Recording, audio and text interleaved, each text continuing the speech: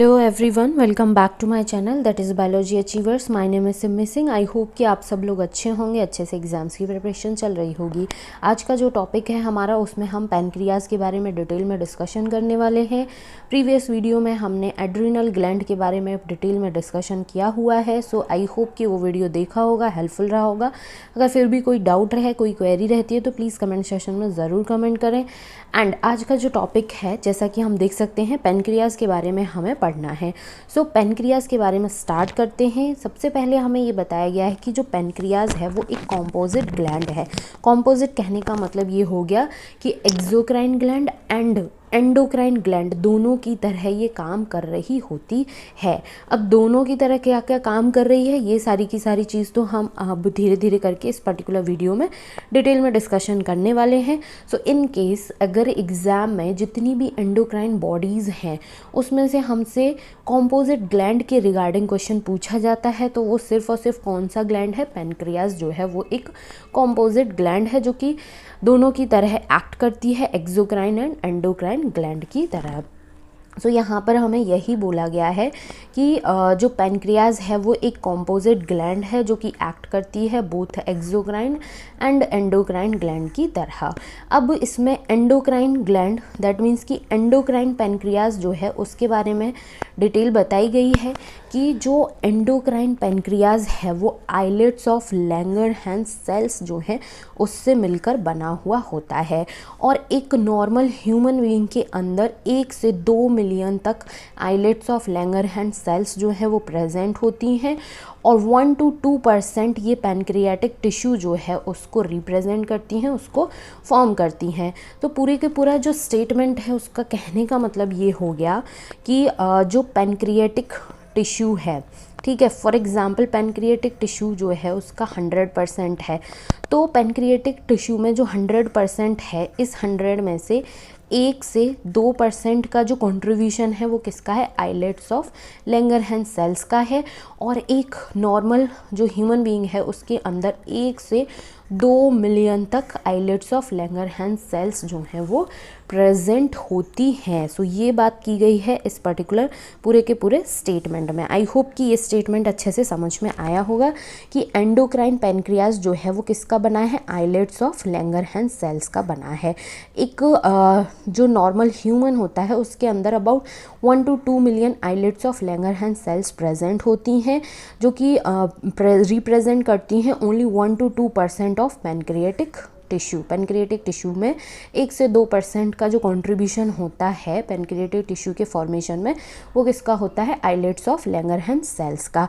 अब ये जो आइलेट्स ऑफ लैंगरहैंस सेल्स हैं ये क्या है? ये मेनली 2 टाइप के होते हैं, 2 टाइप के सेल्स से मिलकर बने हुए होते हैं। ये कह सकते हैं हम कि एक सेल्स जो है उनको हम अल्फ़ा सेल्स बोलते हैं और दूसरी सेल्स जो हैं उनको हम बीटा सेल्स के नाम से जानते हैं। So the 2 main type of cells in the islets of Langerhans are called alpha cells and beta cells. So islets of Langerhans cells जो हैं वो अल्फ़ा सेल्स और बीटा सेल्स से मिलकर बने होते हैं। अब अल्फ़ा सेल्स जो हैं वो जिस हार्मोन को सीक्रेट करती हैं उसको हम ग्लूकागॉन के नाम से जानते हैं और बीटा सेल्स जो सीक्रेट करती हैं हार्मोन उसको हम इंसुलिन के नाम से जानते हैं। सो इन्हीं के फंक्शन क्या है ग्लूकागॉन का और इंसुलिन का, वो सारी की सारी डिटेल हमें आगे पढ़नी है।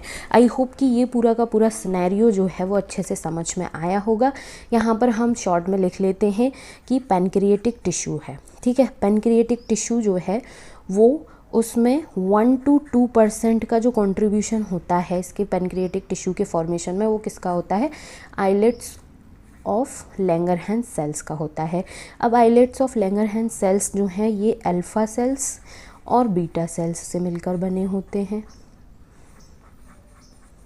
अल्फ़ा सेल्स जो हैं वो ग्लूकागॉन को सीक्रेट करती हैं और बीटा सेल्स जो हैं वो इंसुलिन नाम के हार्मोन को सीक्रेट करती हैं। ये सारी की सारी इन्फॉर्मेशन इस पर्टिकुलर पैराग्राफ में हमें दी हुई है। सो ये हो गया हमारा यहाँ पर कंप्लीट। अब हम चलते हैं, सबसे पहले देखते हैं कि जो ग्लूकागॉन है, अल्फ़ा सेल्स जो ग्लूकागॉन को सीक्रेट कर रही हैं ये इसका क्या काम होता है? ग्लूकागॉन जो है ये किस नेचर का हार्मोन है? ये है पेप्टाइड नेचर का हार्मोन, ठीक है, पेप्टाइड नेचर का हार्मोन है। प्ले करता है important role in the maintaining the normal blood glucose level. ठीक है, जो हमारी बॉडी का ग्लूकोज लेवल है वो नॉर्मल कंडीशन में रहे, इसको मेंटेन करने का काम किसका होता है, ग्लूकागॉन का होता है। अब ग्लूकागॉन जो है वो एक्ट कौन से सेल्स के ऊपर करता है, जो हमारे लिवर सेल्स हैं जिनको हम हेपेटोसाइट्स के नाम से जानते हैं, इनके ऊपर ये एक्ट करता है, काम करता है और स्टिमुलेट करता है ग्लाइकोजेनोलिसिस का जो प्रोसेस है उसको। ग्लाइकोजेनोलिसिस का प्रोसेस कहने का मतलब ये हो गया कि ग्लाइकोजन जो हमारी बॉडी में स्टोर्ड फॉर्म में होता है उस ग्लाइकोजन को ये ब्रेक कर देता है ग्लूकोज की फॉर्म में, और ग्लूकोज में ब्रेक होने की वजह से तो हमारा ब्लड शुगर जो ग्लूकोज लेवल है ब्लड में, ग्लूकोज का जो लेवल है ब्लड ग्लूकोज शुगर लेवल जिसको हम बोलते हैं वो क्या होता है, इंक्रीज हो जाता है। और जब हमारे ब्लड में शुगर ग्लूकोज का लेवल इंक्रीज हो जाता है तो इस कंडीशन को हम हाइपरग्लाइसेमिया के नाम से जानते हैं। सो ये बात थी ग्लूकागॉन की। तो ग्लूकागॉन क्या है, एक पेप्टाइड नेचर का हार्मोन है जो कि हमारे ब्लड ग्लूकोज लेवल जो है उसको नॉर्मल बनाए रखने में इम्पॉर्टेंट रोल प्ले करता है। साथ ही साथ ये हमारे लिवर सेल्स जिसको हम स्पेशली हेपेटोसाइट्स के नाम से जानते हैं उनके ऊपर ये एक्ट करता है। और ग्लाइकोजेनोलिसिस का जो प्रोसेस है दैट मीन्स कि ग्लूकोज के ब्रेकडाउन का जो ग्लाइकोजन के ब्रेकडाउन का जो प्रोसेस है जिसको हम ग्लाइकोजेनोलिसिस बोलते हैं, इसको स्टिमुलेट करता है, इसको बढ़ाता है। जैसे ही हमारी बॉडी में जो स्टोर फॉर्म में ग्लाइकोजन है वो ब्रेक होगा, ब्रेक होने की वजह से ये क्या होगा, ग्लूकोज में कन्वर्ट हो जाएगा ग्लाइकोजन, और ग्लूकोज में कन्वर्ट होने की वजह से तो हमारी ब्लड शुगर लेवल जो है वो क्या हो जाएगा, वो हो जाएगा इंक्रीज़, और इंक्रीज़ होने की कंडीशन को हम बोलते हैं हाइपरग्लाइसेमिया के नाम से। In addition this hormone stimulate the process of gluconeogenesis. Glycogenolysis के प्रोसेस को तो स्टिमुलेट करता ही करता है, साथ ही साथ ग्लूकोनियोजेनेसिस का जो प्रोसेस है उसको भी ये बढ़ाता है, which also contribute to hyperglycaemia. और ये इसकी वजह से भी क्या होता है, ग्लूकोनियोजेनेसिस में भी क्या है, ग्लाइकोजन से ग्लूकोज का ही फॉर्मेशन होता है, तो दोनों प्रोसेस में ग्लाइकोजन जो है वो ब्रेक हो रहा है, ग्लूकोज में कन्वर्ट हो रहा है, इसकी वजह से ब्लड शुगर लेवल बढ़ रहा है। इस कंडीशन को हम हाइपरग्लाइसेमिया के नाम से जानते हैं। साथ ही साथ ये क्या करता है कि जो सेल्यूलर अपटेक है, मीन्स सेल्स के थ्रू जो ग्लूकोज का अपटेक है और उसका जो यूटिलाइजेशन है उसको भी ये रिड्यूस कर देता है। तो उसकी वजह से हमारे ब्लड में ग्लूकोज शुगर का लेवल जो है वो और ज़्यादा इंक्रीज़ हो जाता है, हाइपरग्लाइसेमिया की कंडीशन हो जाती है। तो इस बेसिस पर ग्लूकागॉन जो है उसको हम हाइपरग्लाइसेमिक हार्मोन के नाम से भी जानते हैं। सो आई होप कि ये कॉन्सेप्ट क्लियर हुआ होगा। इसमें सिर्फ और सिर्फ हमसे ये बताया गया है कि जो ग्लूकागॉन है, ठीक है, ये क्या कर रहा है,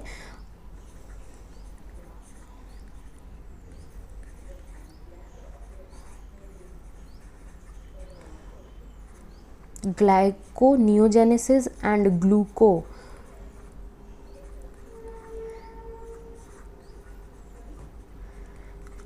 ये जो प्रोसेस हैं इनको क्या कर रहा है, ये स्टिमुलेट कर रहा है। स्टिमुलेट मीन्स इनको बढ़ा रहा है। इसमें क्या होता है, इन प्रोसेस में क्या होता है कि जो ग्लाइकोजन होता है बॉडी में स्टोर फॉर्म में, वो ब्रेक होके किस में, ग्लूकोज में कन्वर्ट हो जाता है। ग्लूकोज में कन्वर्ट हो गया, ग्लूकोज में कन्वर्ट होने की वजह से क्या हो गया कि ब्लड शुगर लेवल जो है वो क्या हो जाता है, वो हो जाता है इंक्रीज़। और इस कंडीशन को हम किस नाम से जानते हैं, हाइपरग्लाइसेमिया के नाम से।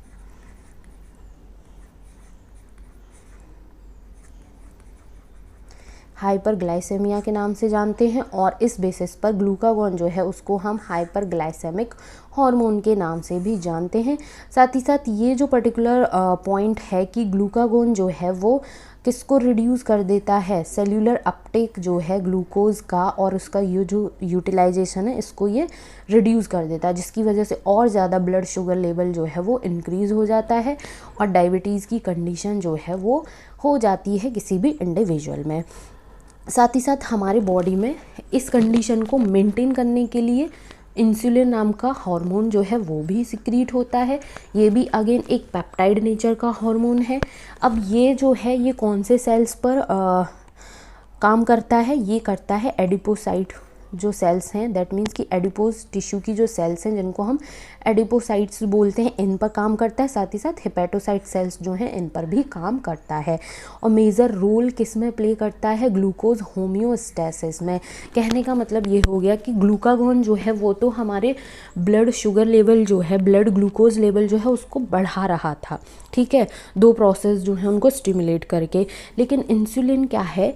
ग्लूकोज होम्योस्टेसिस, दैट मीन्स कि हमारी बॉडी में ग्लूकोज का जो कंसंट्रेशन है ब्लड में, ब्लड ग्लूकोज या फिर ब्लड शुगर बोले हम, तो इसको एक नॉर्मल कंडीशन में उसको अपने बहुत ज़्यादा नहीं बहुत कम नहीं, एक होम्यो स्टेबल कंडीशन में मेंटेन करने का काम करता है।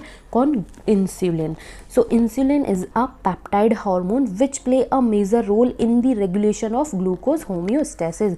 ब्लड में ग्लूकोज या फिर शुगर बोले, इसकी जो कंसंट्रेशन है उसको स्टेबल बनाए रखने में इम्पॉर्टेंट रोल प्ले करता है। इंसुलिन जो है वो हेपेटोसाइट सेल्स पर तो काम करता ही करता है, साथ ही साथ जो एडिपोसाइट्स होती हैं, दैट मीन्स कि एडिपोज टिश्यू की जो सेल्स होती हैं जिनको हम एडिपोसाइट्स बोलते हैं, इन पर भी काम करता है और इन्हेंस करता है cellular glucose uptake and utilization. So ये पॉइंट यहाँ पर अपने आप में बहुत ज़्यादा इम्पॉर्टेंट है।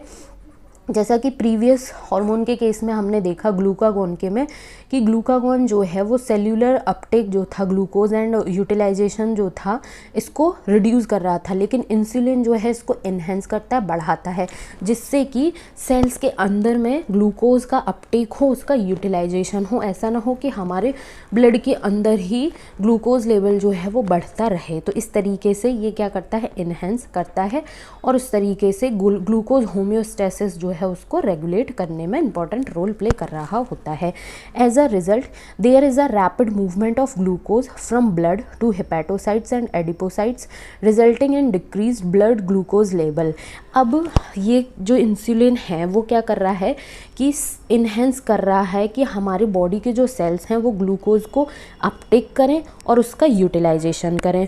तो इसमें क्या होता है कि बहुत ही रैपिड मूवमेंट होता है ग्लूकोज का ब्लड से, ब्लड में जो ग्लूकोज है वहाँ से बहुत ही रैपिड मूवमेंट होता है हेपेटोसाइट्स और एडिपोसाइट सेल्स जो हैं वहाँ पर, और उसकी वजह से ब्लड ग्लूकोज लेवल जो है वो क्या हो जाता है? वो डिक्रीज़ हो जाता है।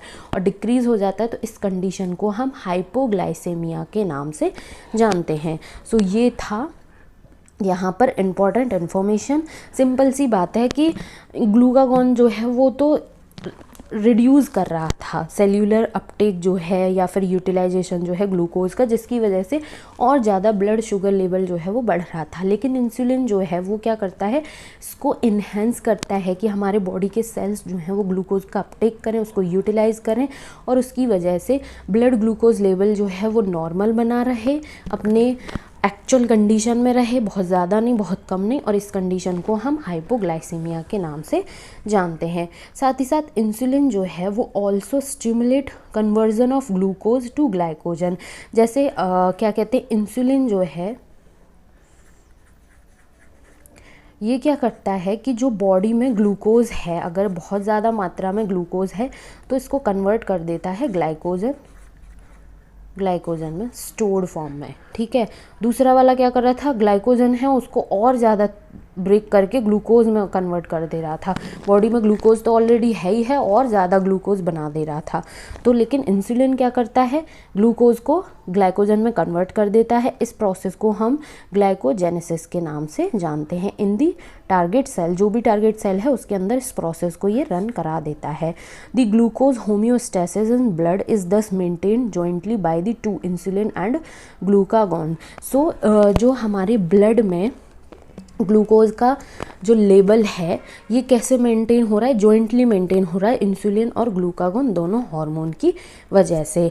अब यहाँ पर एक कंडीशन दी गई है कि अगर यदि कोई इंडिविजुअल हाइपरग्लाइसीमिया की जो कंडीशन है, दैट मीन्स कि blood sugar, blood glucose level उसकी बॉडी में ज़्यादा रहता है, तो इस कंडीशन से बहुत ज़्यादा टाइम तक सफ़र करता है, प्रोलॉन्ग्ड एक्सपोजर होता है उसका, तो उसकी वजह से उसमें एक कॉम्प्लेक्स डिसऑर्डर हो सकता है जिसको हम डायबिटीज़ मेलिटस के नाम से जानते हैं। सिंपली डायबिटीज़ की कंडीशन देखने को मिल सकती है।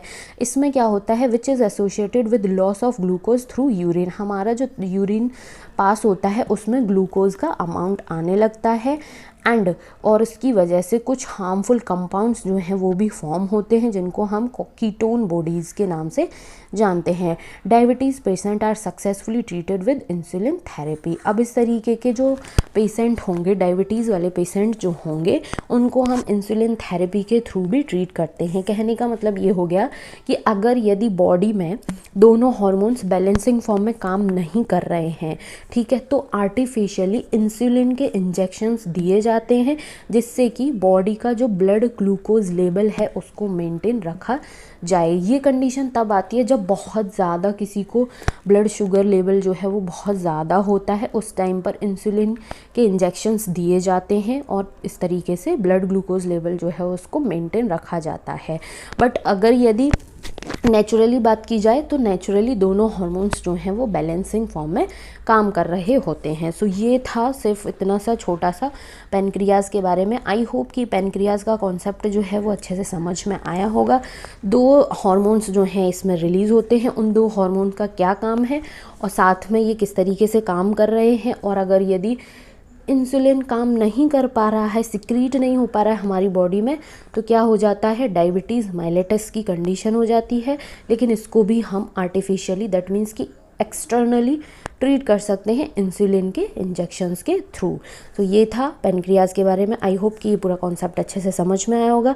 फिर भी कोई डाउट रहता है, कोई क्वेरी होती है तो प्लीज़ कमेंट सेशन में ज़रूर कमेंट करें, वीडियो को लाइक करें, अपने फ्रेंड्स के साथ भी शेयर करें। Thank you so much for watching.